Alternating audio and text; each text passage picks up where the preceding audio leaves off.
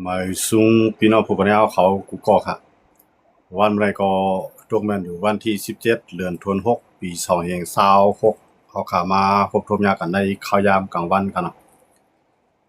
วันไรก็เดี๋ยวลองคืบหน้าปางตึก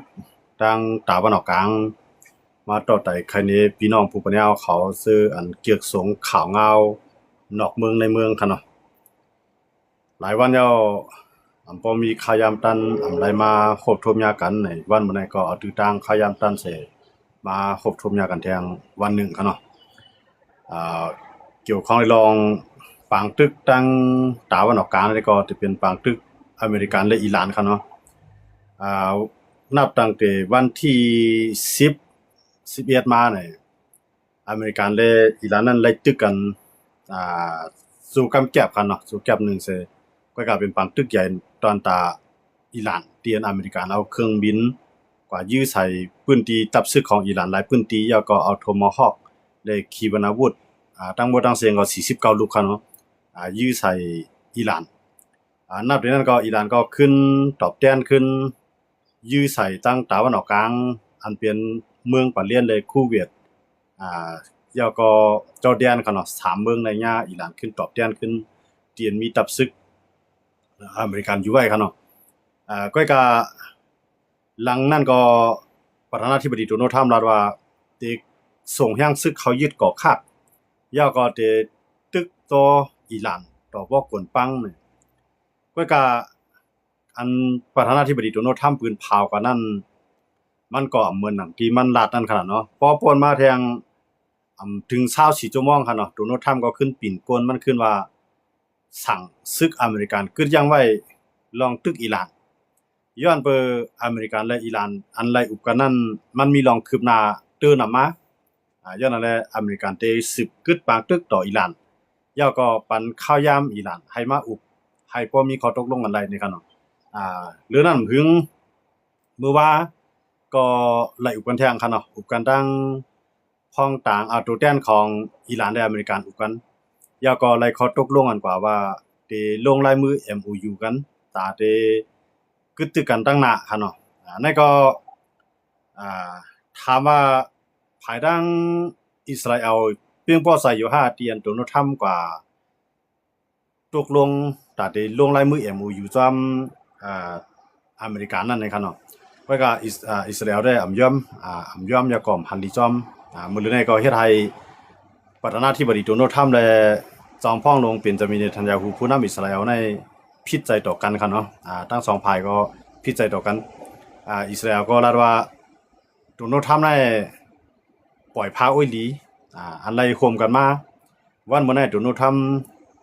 ก็ตกลงต่ออิหร่านและโดนัลด์ทรัมป์อำไรสังเสเมียวครับเนาะโดนัลด์ทรัมป์ได้ซุ่มตั้งขึ้นตั้งลงครับเนาะเฮ็ดให้เลยว่าโดนัลด์ทรัมป์ซุ่มล่ะในโดนัลด์ทรัมป์ได้ ยอมตาได้จ่ายเงินชายแดนบันขึ้นอิหร่านอันที่เขายึดไว้เนาะเงินน่ะได้เป็นเงินอิหร่านนี่ก็มือปานจะหอคำจะพาชาเขานั่นขนาดเนาะอิหร่านเขาได้ซื้อเครื่องกองกลางมากมือจินยามที่อเมริกันใส่ก้อยกาไว้หลังมาภายดังอ่าอายาตะลอเขานั่นน่ะเนาะอันเป็นเครือข่ายอายาตะลอเขาซ้ำยึดอำนาจให้ก็อ่าเครื่องกองกลางที่อันก็ซื้อที่เมืองอเมริกันนั่นก็ไปตั้นไรมาส่งมอบแล้วก็ไปตั้นไรมาส่งปานนั้นหั่นเนาะก็ในภายดังลุกขึ้นมุสลิมอิหร่านเขาก็เปลี่ยนภายเป้ก็หรือเปลี่ยนเจ้าพระชานะครับเนาะเจ้าพระชาก็เลยกลับไปอยู่เมืองอเมริกันเขาก็หันว่าเพราะมันเปลี่ยนไปแลกหลายเปิงอุเปิงพ้องงามเมืองแล้วก็เงินสุนได้ได้ยึดไว้เตรียมปันขึ้นแล้วเมื่อตกลงอันนั้นเปลี่ยนตกลงทั้งเจ้าพระชาเนาะเจ้าพระชาเนี่ยก็ซื้อเครื่องหนักๆที่อเมริกันก็ไปนั่นเลยส่งมันเงินได้ส่งกับมังสุเนาะที่มื้อนั้นก็ได้นับเป็น5ปากล้านดอลลาร์ให้กันเขาคันเอามือมันป่นมาหมอก40ปีไปครับเนาะป่นมาหมอก40ปีไปมื้อนั้นโดนัลด์ทรัมป์ว่าได้ได้ขึ้นสายแต้นมันขึ้นโดนัลด์ทรัมป์ก็มันห่างตียอมไว้ครับเนาะยอมเอาเงินในสุนให้ขึ้นปันขึ้นตั้งตนตั้งโตมันนะครับเนาะเงินขี้เงินตอกเงินขี้เงินโตมันนะครับเนาะได้ได้ขึ้นสายแต้นมันขึ้นเนี่ยกำในปางหลายฮอร์มุดก็อิหร่านก็ได้ปืนมันขึ้นกำในอันเป็นลองนิวเคลียร์นั่นก็มีลองแจ้งแรงค่ะเนาะโดนัลด์ทรัมป์ในซ้ำที่ก็ตกลงกึดตึกต่ออิหร่าน เพราะว่าโดนัลด์ทรัมป์ได้เอาเงินมาเสียงในนับเป็นแสนล้านดอลลาร์ครับเนาะในปังตึกกันในกำลึงมาก็อำกินไปแลกไล่ปึงอุปึงพ่องงามเมืองของอิหร่านย่อก็ย่าลู่แล้วไลอันยูนิเลียมเนาะยูนิเลียมในหมดเลยมันอยู่ที่ไรก็มีไผฮู้ครับเนาะเลยสิอิหร่านนะครับเนาะโดนัลด์ทรัมป์ก็ไปเอาไล่ก็ในสมัยโดนัลด์ทรัมป์สมัยพ่อมาเพราะอิหร่านย่อมปึดปังหลายเฮาหมดโดนัลด์ทรัมป์ก็พร้อมจะได้ขึ้นปังตึกก็ย่าก็ได้ลงลายมือMOUกันได้ส่งตัวแทนกว่าได้ส่งเจนีเวียนกันนะครับเนาะอันเป็นตัวแทนของอเมริกันได้ทบกันทั้งอันเป็นพ้องต่างน้องเมืองของอิหร่านแล้วก็ได้กันลงลายมือกันวันศุกร์ครับเนาะมื้อนี้ก็ไล่ใจกันเนี่ยไล่ใจแล้วก็ไปลงลายมือนั่นก็ตึกลงเหมือนจังว่าผ่านทางโซเชียลมีเดียก็ตกลงกันนะครับเนาะก็อันลงลายมือก็ได้ก็วันศุกร์อันที่มาถึงได้นะครับเนาะบอกว่าอิหร่านและทางอเมริกันนั้นมีข้อไล่ใจตกลงกันแล้วกึดตึกนั่นครับเนาะกึดตึกอันนั้นก็ได้ใจขยามอยู่มอก60วันนะครับเนาะในคณะ60วันนั้นก็ได้เป็นขั้นตอนอันที่ได้ลงโหย่อยแย่มันว่าได้ตกลงสั่งกันหลายนะครับเนาะมื้อนี้อันไล่ใจกันก็ไล่ใจว่ากึดตึกกันเนาะกึดตึกกันเนี่ยก็ได้ลงลายมือMOUกันก็ในโดนัลด์ทรัมป์ในไล่ตั้งกวนอเมริกันในหลามันแท้เนาะกำในมันจะหนังพ้องต่างมันจะหนังภายสภาเมืองอเมริกันนะครับเนาะมันจะหนังภายสันคัดนะครับเนาะภายปฏิเดโมแครตเขาก็ออกมาว่าโดนัลด์ทรัมป์เอาเงินให้กับซุ่มหลายก็ในมันเป็นปฏิภาควิเกิลอันกวนอันอยู่ภายเรียกว่าดังโดนัลด์ทรัมป์แล้วก็ส่วนใหญ่เนี่ยฮันลีนโดนัลด์ทรัมป์นะครับเนาะก็ในโดนัลด์ทรัมป์เนี่ยสามารถเลือกตั้งกลางเทอมเนาะเลือกตั้งกลางเทอมเนี่ยเพราะว่าครับเนาะเลือกตั้งมันแจ้งว่า5ปีเนี่ยเขาได้เลือกตั้ง1ปอกเพราะว่า2ปีครึ่งใน5ปีเนี่ยเขาได้มีลองเลือกตั้งใหญ่ครับเนาะอันนั้นได้ลองเลือกตั้งว่า2ปีครึ่งนั่นเนาะ2ปีครึ่งเนี่ยได้เลือกตั้งกำนึงอเมริกันนั้นเขาได้เป็นจังได๋ให้อันเลยว่า2ปีครึ่งเลือกตั้งล่ะเนี่ยอันนั้นบอกว่าโดนัลด์ทรัมป์เนี่ยมันเหตุการณ์ด้วยมันจังประธานาธิบดีก็เลยเซ็นว่าครับเนาะว่าเหตุการณ์มาไล่มอก2ปีครึ่งนั้นมันดีเต็มมันแข็งเต็มมันได้ฮู้คนเมืองน่ะได้เลือกขึ้นมาแทนอันพอคนเมืองเลือกขึ้นมาแทนก็ได้อยู่5ปีพอคนเมืองเลือกขึ้นมาแทนก็โดนัลด์ทรัมป์ก็ได้อยู่2ปีครึ่งได้ลงกว่าหรือนั้นการจอมมาตั้งหลังใส่ในโดนัลด์ทรัมป์ได้ญาตั้งพี่ตั้งนำตั้งหลายกันเนาะที่มันกว่าปึดปังตึกนั่นครับนะปึดปังตึกไอ้ซ้ำเหมือนจังมื้อเลยในตั้งอะไรเหมือนจังว่าอเมริกันในซุ่มกันนั่นขนาดเนาะเต้ๆในอิหร่านในบ่ได้ซุ่มเดียวครับก็โดนัลด์ทรัมป์เนี่ยเฮ็ดเตนั่นค่ะเนาะเฮ็ดว่าใส่กำว่าติดตึกว่ากำว่ากึดว่ากำว่าได้ตึกว่าให้ในเฮ็ดให้ในหลุมฟ้าในวันกันสับสนวุ่นวายจอมลองโดนัลด์ทรัมป์ค่ะเนาะวันดีขึ้นดีว่าขึ้นดีกันขึ้นเนาะตั้งอิหร่านตั้งโดนัลด์ทรัมป์ได้ขึ้นดีขึ้นเนาะตั้งในอิหร่านในตึกยืนยันว่ายูนิเลียมในไปจังอาปันก็ปางหลายข้อมูลนั้นได้ปืดมันอยู่เต้ๆในมึงกูบอกในปางหลายข้อมูลนั้นมันก็ตึ้งปืดไว้เอาค่ะเนาะเมื่อโดนัลด์ทรัมป์ไปมาเฮ็ดปางตึกนั้นปางหลายข้อมูลก็ปืดกวนนักกำพาก็เรียนไรนั่นเรียนฮื้อไรกันกะขายส่งออกไรดีในกำไรแต่ปางหลายในก็มือโดนัลด์ทรัมป์ไปมาปืดปางตึกต่ออิหร่านนั้นอันว่างหมักเตียกเนาะระเบิดนะว่างหมักเตียกใต้ปางหลายข้อมูลในก็มีมื้อยามนั้นครับเนาะว่าเสร็จโดนัลด์ทรัมป์มาปืดปางตึกเอาในอิหร่านก็เข้ากับซิมปางหลายข้อมูลเวียดล้อมมันจังว่าปิกเวียดนามเนาะอันปันคือต่างเมืองเรียนอันปันคือต่างเมืองเรียนก็ในโดนัลด์ทรัมป์ในใจเฮียงเงินตั้งหลายครับเนาะใจนับเป็นแสนล้านมันครับเนาะเพิ่นนับเป็นเงินดอลลาร์มันครับเนาะแสนล้านดอลลาร์มาเฮ็ดปางตึกให้กำเนิดสุดมาซ้ำว่าที่ยอมอุบนั่นครับเนาะยอมอุบว่าสิบตึกอิหร่านเนาะอันนั้นได้ว่าโดนัลด์ทรัมป์ในย่องนะโดนัลด์ทรัมป์ในย่องให้อันล่ะในเป็นจามินเนทันยาฮูในอิสราเอลในพร้อมมังเต็มที่เนาะพร้อมตัดได้มังอิหร่านเต็มที่ว่าได้เลยคือนานตอนนี้ก็พร้อมตัดที่เขาบังตึกก็โดนัลด์ทรัมป์สามารถกึดไปที่ไหนในจุดเฮ็ดให้ภายกวนปันแห้งของอิสราเอลในวันกันหลาบันโดนัลด์ทรัมป์ในขณะผู้บ่ไม้บ่รำเลยในขณะวันกันหลาโดนัลด์ทรัมป์วันกันเซนี่ว่าโดนัลด์ทรัมป์ในขี้โกโดนัลด์ทรัมป์ในหันสุนโตโดนัลด์ทรัมป์ในตาลำหันเงินเผือกเอาตามพี่ในถึมใส่โดนัลด์ทรัมป์บ่ทำเลยนะโดนัลด์ทรัมป์ในกวนในเมืองของมันก็ปอกเกียกมันเอาขนาดยันบริษัทในเฮ็ดปางตึกในมันลาดว่าเมืองต่างได้มือมันเตอะไรขึ้นว่าเป็นประธานาธิบดีในมือพ้องยามหาเสียงนั้นในลุมฟ้าน่ะเต็มให้มีปางตึกที่เข้ากับอยู่วงการมันสิได้ที่ให้คือไทยไลสังว่าเข้ากับแล้วคือไลที่เฮ็ดที่เอาลอกลายต่างมีเสจัดการกว่ามันจะหนังปางตึกยูเครนในรัสเซียก็โดนัลด์ทรัมป์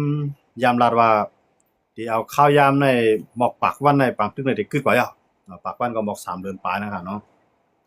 ก็อันนั้นก็กึดต่อถึงวันมื้อไหนครับเนาะก็ในปางตึกอันโดนัลด์ทรัมป์เฮ็ดได้กึดไรนั่นมันสิเป็นปางตึกปากีสถานและอัฟกานิสถานได้กึดไร ยันเบอร์มันเปลี่ยนหลายๆไผ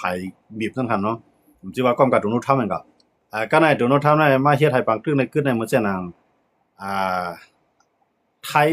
หรือกัมพูชานั่นก็เป็นโดนัลด์ทรัมป์ก็สั่งให้กึดเองก็ก็ในบางตึกฮามาสอันเป็นเมืองปาเลสไตน์คั่นเนาะทางอิสราเอลอันนั้นก็กึดบางตึกก็ยันเบอร์โดนัลด์ทรัมป์เองก็ถึงมาปานอิหร่านเนาะบางตึกอิหร่านและอเมริกันป้าทางอิสราเอลในอันนั้นอิหร่านนั้นกึดเนาะกึดเป็นกำกึดเป็นทางการน่ะกึดเตนั่นคั่นเนาะก็ในโดนัลด์ทรัมป์ว่าเพราะวันศุกร์เนี่ยเฮาไล่ใจกันเนาะอันอิหร่านตกย้อนมาเนาะอิหร่านเนี่ยตกย้อนลองใหญ่ๆเนี่ยที่มีอยู่หนึ่งในอเมริกันที่ไล่ขึ้นปันขึ้นเงินอิหร่านกำไรมื้อจังหนังการค้าขายจังได๋ก็ให้ขึ้นปืดปันขึ้นอิหร่านปึงอุปึงพังกำเมืองในก็รู้เรียกหลายเหมือนเก่าก็เอาผู้นำศาสนาในอุปึงเหมือนเก่าก็รู้เลยใจปักเปิงลักเมืองที่ๆเนาะเอาแนวตั้งศาสนาใส่อุปึงกว่าก็ยังเหมือนเก่าก็อิสราเอลซั่นว่าอันโดนัลด์ทรัมป์เฮ็ดในเหมือนดังว่าเปียดอวยก็อันยามตุกโฮมกันมามื้อในเพราะว่าโดนัลด์ทรัมป์นี่ก็ตกลงกึดตึกต่ออิหร่านแล้วในเหมือนจังนั้นอิสราเอลก็ได้ไล่ถอยนะอิหร่านเอาเข้ามาในข้อตกลงหั่นเนาะอิหร่านเนี่ยมาในข้อตกลงได้ลงลายมือMOUในหั่นนะอเมริกันเนี่ยได้กว่าสั่งอิสราเอลใน1ถอนทัพศึกออกในอันไหนเขาห้องในเลบานอนอันเป็นจุ่มจิตบุรอเขากุมกับทหารเนาะอันนั้นให้อิสราเอลถอนออก2ในพื้นที่ฮามาสก็ให้อิสราเอลถอนออก3อันอยู่ในซีเรียก็ให้อิสราเอลถอนออกเพราะฉะนั้นเนี่ยบอกว่าอเมริกันก็ซุ่มอิสราเอลก็ซุ่มคั่นน่ะบ่ได้ถอนขึ้นเนาะยันเบอร์บางตึกอันไหนมันเฮ็ดเป็นบางตึกข่าวยามายาวกำลังมาสมัครได้ถอนอันนั้นได้ก็โดนัลด์ทรัมป์ก็ไปตกลงกับอิหร่านได้ก็แล้วว่าเพราะอิสราเอลยอมถอนทัพศึกในบางกึดตึกในก็ไปจังเกิดขึ้นมันบอกว่าอิหร่านน่ะมีข้อต่อรองนำหรือซื้ออเมริกันแบบคั่นเนาะในข่าวยามหมดเลยอเมริกันอันโหนำหน้าเลยโดนัลด์ทรัมป์ในเฮ็ดให้สิกขาของมหาอำนาจหมายหนึ่งของกัมพูชานั้นตกลงกว่าเตะๆเนาะเหมือนเสื้อหนังหลายๆเมืองก็เตรียมบ่ใครสร้างกินอเมริกาย้อนบ่ว่าเฮ็ดเตะเนาะเพราะว่าสั่งการสั่งก็ยตึกก็พอแล้วแต่เป๊ะเตะซ้ำเอาให้มันเป๊ะซ้ำกว่ายอมอุปัดเตะๆในสั่งมังได้ที่ก็กึดลือในมือลือในอิหร่านในกว่าเอาคั่นนะก็โดนัลด์ทรัมป์ในกึดให้ตึกให้ในก็เป้าหมายของโดนัลด์ทรัมป์นั้นคือเป้าหมายที่เอาอิหร่านร่วมเนาะมันเป็นตอนตาที่เฮ็ดให้อิหร่านในยอมที่ก็ไล่ให้อเมริกันในไล่ผ่อนหลีไล่กว่ามีการค้าขายต่ออิหร่านไล่น้ำมันที่อิหร่านบอกนานก็ยังอันสูงสุดของโดนัลด์ทรัมป์นั่นเนาะจะยังอันตอนที่ไผปี้กินก้นเมืองไผปี้กินผู้มีดังสู้ไผปันแห่งผู้ก่อการร้ายที่มังไปแล้วเนี่ยเป้าหมายของโดนัลด์ทรัมป์เนี่ยมีเป้าหมายตรงนั้นเนาะมีเป้าหมายว่าเพื่อกลุ่มดอกก็ลีอ่ะต่อให้ไม่เมือกด่านหือก็ยาวปี้กินไผด่านหือก็ยาวบ่เฮ็ดดีดอกก็บ่โดนัลด์ทรัมป์เนี่ยก็แนวตามนั้นไปนะครับเนาะจังว่าวันมื้อนั้นโดนัลด์ทรัมป์เนี่ยเฮ็ดให้ยุโรปเลยตั้งอเมริกันเนี่ยห่างกันก็ในมาเฮ็ดให้อิสราเอลเลยตั้งอเมริกันเนี่ยห่างกันแท้เนาะบอกว่าไล่โดนัลด์ทรัมป์เนี่ยมันเฮ็ดให้ยุโรปอ่อนๆเฮ็ดให้ NATO อ่อนๆแล้วก็ยังอันเฮ็ดให้เหมือนจังหนังให้อเมริกันเนี่ยอ่อนๆแบบเต้ๆในอเมริกันเนี่ยเพราะมันเป็นหมายหนึ่งของกัมพูชาเนี่ยเพราะมันสั่งเมืองหลายเขาตึกเมืองหลายมันดูเลยเป็นไผปี้ก้อยกับปอกกำในไปตั้นปีนั่นคั่นเนาะไปตั้นปีเสซะว่าตกลงกันนะว่าได้ลงลายมือกันนะว่าได้กึดตึกกันนะว่าวันศุกร์อันที่มาถึงนี่คั่นเนาะวันศุกร์อันที่มาถึงแล้วได้หานะว่าตกลงอะไรกันติก็ไม่ทำโดนัลด์ทรัมป์ก็ยังใครใจลำต่ออิสราเอลว่าเขาตั้งอิหร่านในอุกันเลยเลียกำในอิสราเอลเนี่ยยอมเสตึกสิเป็นบักตึกใหญ่ในอิสราเอลในโหแข็งโดนัลด์ทรัมป์นำใครผิดใจต่อเป็นจามินเนทันยาฮูก็น่ะเป็นจามินเนทันยาฮูก็ผิดใจต่อโดนัลด์ทรัมป์บ่เฮ็ดจังได๋พอเลือกตั้งมาทางกำในโดนัลด์ทรัมป์ได้ซุ่มบ่เลือกตั้งมาในโดนัลด์ทรัมป์ได้ซุ่มบ่เลือกตั้งกลางเทอมในทางหลายเหลือในที่เลือกตั้งหั่นนะโดนัลด์ทรัมป์ได้ซุ่มซื่อว่าวันนั้นน่ะอันเป็นก้นปัญหาอิสราเอลในกูบอกในอันเป็นก้นเจ้ายิวทั้งหลายอยู่ในเมืองอเมริกันในก้นมีเงินทั้งหลายของเจ้ายิวเขาอยู่ไว้ที่ในเมืองอเมริกันจอยเทียมบันให้โดนัลด์ทรัมป์เป็นไผเป้ย้อนเปลืองย้อนเบิดหลูไล่พรดีๆโดนัลด์ทรัมป์ในเด็กเข้ามาจอยอิสราเอลก็ในบ่เลือกตั้งทางกลางเทอมดังหน้าเนาะเพราะว่าโดนัลด์ทรัมป์ก็หลายในกันเนาะเพิ่นก็หลายในบ่เลือกตั้งมาทางหลายเหลือในที่เลือกตั้งในโดนัลด์ทรัมป์ในแบบที่จังซุ่มก็ในก้นเมืองอเมริกันก็ อำพอใจที่ว่าโดนัลด์ทรัมป์เนี่ยยอมที่เอาเงินในปันขึ้นอิหร่านนั่นค่ะเนาะก็ในปันขึ้นอิหร่านเนี่ยมันเต๊ๆนึงก็เป็นเงินอิหร่านนั่นก็เนาะเป็นเงินอิหร่านที่ก็ซื้อหมากกองก็บ่อยก็หมากกองนั้นบ่ทันได้ส่งเงินให้กับฮอดทหารต่างนั่นค่ะเนาะก็ในคราว40ปีมันนับตั้งต้นตั้งดอกเนาะเพราะว่านับตั้งเงินขี้เงินโตนะครับเนาะมันได้ตกอยู่หมอกหลายหมื่นล้านครับเนาะ2-3หมื่นล้านครับเนาะที่อิหร่านได้ไล่ที่อเมริกานะครับเนาะ2-3หมื่นล้านเนี่ยซ้ำที่เอาเงินขวัญของคนเมืองอเมริกันมาจ่ายในคนเมืองอเมริกันนั่นก็เตรียมพอใจต่อโดนัลด์ทรัมป์ครับเนาะก็โดนัลด์ทรัมป์ไม่ได้เขาก็ล่ามใจมาได้ที่เก่งวันดีขึ้นดีเขาตกลงในมันไปเพียงพอยูนิเลียมก็สุ่มไปส่งบ้านเฮาขึ้นตึกแทงนี่ก็จังว่าอะไรครับเนาะโดนัลด์ทรัมป์เนี่ยมันเป็นกวนที่เป็นกวนหลวงในลุงฟ้าเตรียมน่ายุ่มยามที่สุดก็หนึ่งแล้วก็รัดความเป็นความก็หนึ่งครับเนาะโดนัลด์ทรัมป์เนี่ยครับเนาะมันใครผิดอะไรก็ได้ผิดอ่ะมันคดีดอกไผก็มันได้ดีอ่ะวันดีขึ้นเดียวขึ้นดีขึ้นวันดีขึ้นดีก็ขึ้นเป็นผู้เขียนขึ้นน่ะมันด้านในมันว่าปูตินน่ะเป็นโอ้ยก็ลีกาเวอร์ว่ามันก็รัดต่อปูตินบ่ถ่อมมันก็รัดว่าปูตินน่ะยองอานาปูตินน่ะหูแข็งขึ้นหลาปูตินครับเนาะก็ได้ว่ามันปูตินขึ้นอุมันหลีมันก็ว่าปูตินน่ะหลีลักแหลมดูนะท่านได้จังนั้นครับเนาะเหมือนด้านในมันรัดว่ามือมันเป็นประธานาธิบดีปอกที่1ครับเนาะอันนั้นได้ปวนมาบอก10ปีเมื่อมันเปลี่ยนประธานาธิบดีปอกที่1นั่นน่ะมันลาว่าติดเตียกโคลกนิวเคลียร์ใส่เกาหลีเหนือเพราะว่าเกาหลีเหนือเนี่ยยอมปลดนิวเคลียร์ก็เกาหลีเหนือก็ถอมคุมนั้นรับตามมังว่าได้ตอดวันในอันเป็นเกาหลีเหนือก็มีนิวเคลียร์เต็มตัวครับเนาะพร้อมตัดได้ตึกอยู่ถึงเมื่ออเมริกันมันครับเนาะอันเป็นคิมจองอึนปืนเผาให้เขาเต็มหุ่งเนาะเจ้าหน่อยก็มันลาว่ามันได้เตียกนิวเคลียร์ใส่เกาหลีเหนือเพราะว่าเกาหลีเหนือเนี่ยถอมมันก็กำลังซื้อมันก็พัดเตียกตัวโน้นเท่านั้นเตียกแฮมกากำเนิดส่วนมาเนี่ยมันมาอยู่กึ่งกลางเฮ็ดให้เกาหลีเหนือและเกาหลีใต้เนี่ยจำใจกันเขียนข้ามแผ่นดินกันเกาหลีเหนือข้ามมาภายฝั่งดินภายแผ่นดินของเกาหลีใต้ก็ข้ามกับภายเกาหลีเหนือเนี่ยโดนัลด์ทรัมป์มาอยู่กลางเฮ็ดมาโดนัลด์ทรัมป์ว่าคิมจองอึนได้เปลี่ยนอ้วยเกาหลีเกาอันนั้นเนี่ยเฮาอยู่ในตัวอย่างว่าประธานาธิบดีอันเป็นหมายหนึ่งของกำผาห้องว่าชื่อห้องว่าโดนัลด์ทรัมป์วันมื้อนั้นเป็นก้นหยองเงินกว่าวันหลายๆที่เป็นเงินเขาทองมันก็พอแม่นก็กูภายก็กะว่ามื้อนั้นเฮ็ดให้อเมริกันเขามื้อเจ้าหนังราชาก็เกียงกว่าหน้าสังอเมริกันขี่ก็อำป้ออันหน้าอเมริกันเมืองเล็กเมืองลอกก็ตีออนกันร่วมตัวนี่แหละ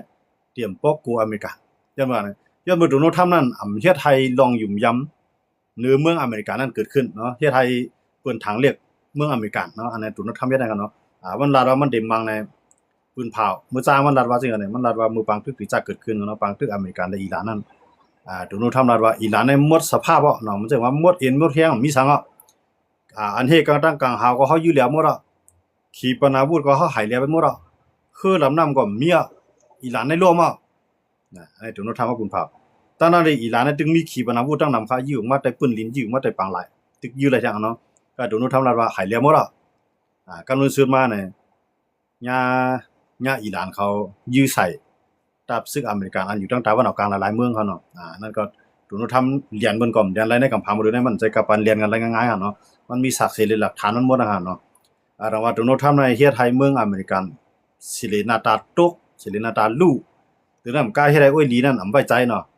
มันจังในยุโรปเนี่ยมันจังว่าก็คล้ายๆเมืองเปิ้นหลายๆเมืองมันจัง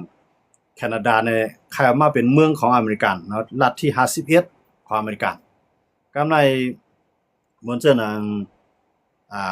คลองปานามาเนาะอันเป็นห้องนำตาได้กล้าขายต่อต่างคือนี่กันเนาะคลองปานามานี่ก็มันก็อ่านได้เอากำในก่อกินแลนด์อันเป็นของเดนมาร์กนี่ก็มันได้เอามอสโกอันเป็นเมืองมอสโกนั่นก็มันได้กว่ายึดโดนัลด์ทรัมป์นี่กันเนาะก็กะว่ามื้อนั้นไปแล้วสิอันก็เนาะอันนั้นมันได้ก็เอาคลองปานามาก็มันไปไล่ตึกเป็นเขตได้ไล่ซะไล่กินเนาะมันลาดว่าได้กว่าเอาที่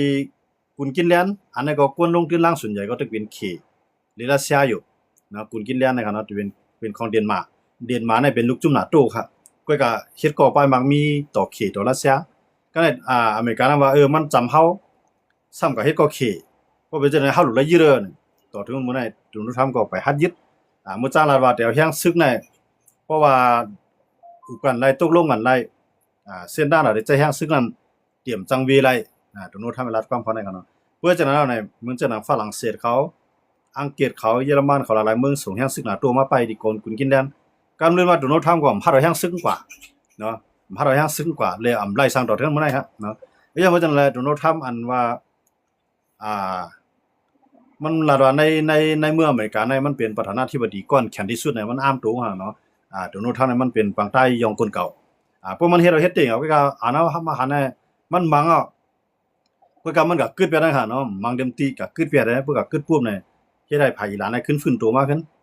เพราะว่าอีหลานขึ้นฟื้นตัวมากขึ้นเนี่ยอีหลานเอาขึ้นมังอเมริกั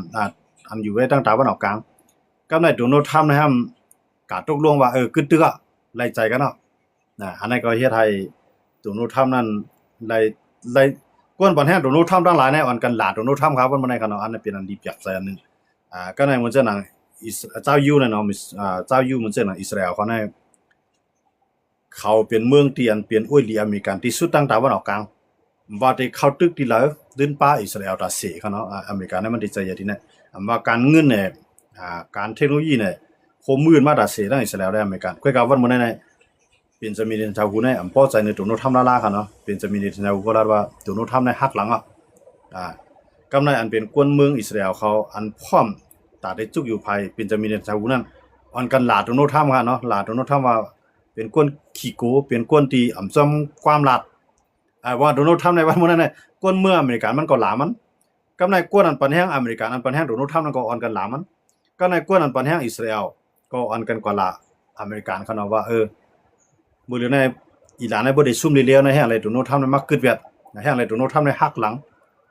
เป็นจะมีแต่แนวในใจเรามันเนาะใจเราผมใจเขาก็มันก็กำนำในเครื่องนักๆในเขาก็ทำปืนทางอเมริกันนั่นคั่นเนาะก็การมันนี่พาหางว่าในการเมืองนั้นเนี่ยมันมีวลีดาเสแล้วก็มีผู้เขียนต่อโจเนี่ยลูกที่ผู้เขียนเป็นวลีลูกที่วลีเป็นผู้เขียนเนี่ยอันนั้นมันนี่พาหางว่าการเมืองกูภายๆเนาะการเมืองกูเมืองนั้นมันเป็นเกมอันนึงเด้เพราะมันเป็นพรลีดาตัวเก่าเนี่ยมันก็พร้อมได้เฮ็ดจ้อมนะมันจังนั้นโดนัลด์ทรัมป์เนี่ยมันอยู่หลายมันได้สั่งที่อิหร่านได้มันก็ได้ก็ตกลงมันก็เต็มเปลี่ยนไรก็ตอนตัดตัวโดนัลด์ทรัมป์นั้นมันก็ดิ้นไรแน่นอนคั่นเนาะตอนตัดตัวมันก็ว่าตอนตัดซึ่งเมืองอเมริกันนั้น2ตีไล่อันนั้นเอาได้ไล่ด้วยดังกันเนาะก็อันเป็นอิสราเอลนะเด้ยอมคั่นเนาะพวกอิสราเอลยอมให้อเมริกันจอยในอิสราเอลได้รับมือปังตึกกูภายเนาะกำในอิหร่านก็ลาว่าพวกอิสราเอลคือบางตึกอิหร่านได้เข้าตึกอิสราเอลเต็มที่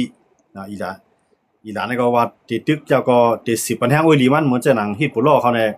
ฮามาสเขาเนี่ยฮูตีเขาเนี่ยอันเป็นอิหร่านนั่นที่ปันที่10ปันแห่งทั้งนั้นยาก็ได้ขึ้นลือบางตึกทางอเมริกันก็อันกันมาโคมาในเลยมาบางอิสราเอลเนาะอันนั้นได้ก็อยู่ที่ว่าอิสราเอลเนี่ยจองที่มีไผมาจอยมันเพราะบ่มีไผมาจอยก็ได้รับมือภายเดียวกันเนาะมื้อแล้วในอิหร่านได้จ่ายให้อิสราเอลเขาได้ถอยออกนึงมื้อแล้วในเมืองเลบานอนเขาเนาะอันเป็นพื้นที่ของฮิซบุลลอฮ์เขากุมกำนั้นมันได้ยึดกว่าไล่ม็อกม็อก 2% ของจึงเมืองเขาเนาะมันบอกว่าม็อก 2% ม็อก2ปุ่นในจึงเมืองของเพราะปากนะก็ยึดได้ม็อก2ปุ่นนี่ก็มื้อแล้วในอิสราเอลเนี่ยยอมถอยปีนึงมาก็ตึงยอมถอยพร้อมได้เคียงตาก็ในบ่จังนั้นเนี่ยอิหร่านก็ได้10ซอฮิซบุลลอฮ์ก็ได้10มังอิสราเอลบอกว่าปางตื้อดีใจอเมริกันน่ะได้ไปเฮ็ดคนตัวยมันนำเรียนนั่นน่ะเพราะมาตัวยเนี่ยก็โดนัลด์ทรัมป์มันลามใจอะไรมันจังข่าวว่านั่นคั่นเนาะวันดีขึ้นดีได้ขึ้นเข้ามาจ่อยอิสราเอลขึ้นก็เป็นไรอ่ะนะวันดีขึ้นก็ยื้ออิหร่านให้ก็เป็นไรอ่ะเป็นไรกูเมียวกันนะโดนัลด์ทรัมป์เนี่ยเพราะว่ามีไผคาดลามมันไรเนาะมาปอกก็มันดีลีซ้ำหายมันได้หายซ้ำดีเนาะโดนัลด์ทรัมป์เนี่ยเป็นจังนะครับก็ในอันเมืองอันยามไว้วางใจในอเมริกันนั่นเนาะมันจะหนังยุโรปเขาเนี่ยเขาบ่ปกป้องเครื่องรานาเขาได้ติเขาว่าเมืองกวนน่ะมันหลวมีอยู่มีกินเมืองกวนน่ะหลวมีป้ายปิญญาเมืองกวนน่ะหลวได้อยู่กับเย็นยุโรปเนี่ยเขายุ่มยำตัวไหนก็เอาป้ายมามีเป็นใหญ่เอาปิญญาเป็นใหญ่ก็ได้ห้ามเครื่องรางนักในไว้ปันอเมริกันเขาสร้างย้อนเบอร์อเมริกันเนี่ยเป็นปีใหญ่บนยอดตั้งตะวันตกมันจะหนังในยุโรปอันบาดเป็นNATOคั่นเนาะอเมริกันเนี่ยตื่นมีศูนย์โฮมเป็นศูนย์ใหญ่ยาวเนี่ยเขาอันกันใจใหญ่อเมริกันเขามือปานนั้นคั่นเนาะอันกันใจใหญ่ว่าอเมริกันเนี่ยมีเครื่องรางนักเดี๋ยวนิวเคลียร์มาตั้งไว้บนเมืองในเดี๋ยวขีปนาวุธมาตั้งไว้บนเมืองในยุโรปเขาเนี่ยยุ่มยำจังนั้นครับมันตั้งคั่นเนาะก็ไว้หลังโดนัลด์ทรัมป์ขึ้นมากำในยุโรปเขาเนี่ยยุ่มยำโดนัลด์ทรัมป์มันจะหนังฝรั่งเศสอังกฤษเยอรมันให้เขาว่ากันเนี่ยยุโรปเนี่ยเป็นโกลเป็นโคอำนาจแห่งโคนึงหรือเป็นกึ่งอำนาจแห่งกึ่งนึงเฮาโลเฮ็ดสร้างเทคโนโลยีของเฮามักเครื่องรางนักอันเฮ็ดกังจึงเมื่อเนี่ยเฮาโลเฮ็ดเฮาอยู่เฮาโลปืนตัวเก่าแล้ว เฮาได้ก็ไปใจอเมริกันเมืองคูปองหลายเฮานี่เฮ็ดให้ยุโรปว่านี่ก็หาลอกลายได้ปึงอีตัวเก่าเนาะบ่ได้ในยุโรปว่าในใจเงินในการซื้อในทางนำมาเนาะตาได้ซื้อเครื่องหนักๆนะครับนะกำไรมันได้ทางยุโรปมันได้มีอยู่4 3เมืองอันใหญ่ๆมันฝรั่งเศสอังกฤษเยอรมันเขา3อันนั้นได้ครบมือนี่ก็ให้ยุโรปแข็งแข็งแต่ตัวโน้ตเตรียมปึงอเมริกันเขาก็เกินทางด้านนึงก็มันเหมือนเจ้าเกี่ยวปานเกาหลีใต้ในกุนเอเชียเนาะเหมือนเจ้าอินเดียใช่ไหมครับนะเมืองด้านในใจอเมริกันแห้งน่ะว่าหลังมาเนี่ยอินเดียก็เรียนหารัสเซียเรียนหาเมืองอันที่มันได้รับพรดีนะครับเนาะเหมือนเจ้าอินเดียนะครับนะก็ในเหมือนเจ้าเกี่ยวปานเขาเนาะเกาหลีใต้เขาจะได้ก็หาลอกไล่แต่ได้สร้างเองอย่างตัวเก่าเลยเตรียมมุ่งมองแห้งอเมริกันตั้งเร็วเหมือนเจ้าคุกบอกเนี่ยแต่ว่ามื้อนี้เนี่ยเหมือนเจ้าไต้หวันจะได้ก็มันด้านในไว้ใจอเมริกันเต็มที่ว่าอเมริกันได้ดีจ้อยเพราะมาหันที่อันอิสราเอลและอเมริกันเป็นอ้วยลีกันจำใจกันติๆครับเนาะอเมริกันนี่ก็มักมันบ้านเมือง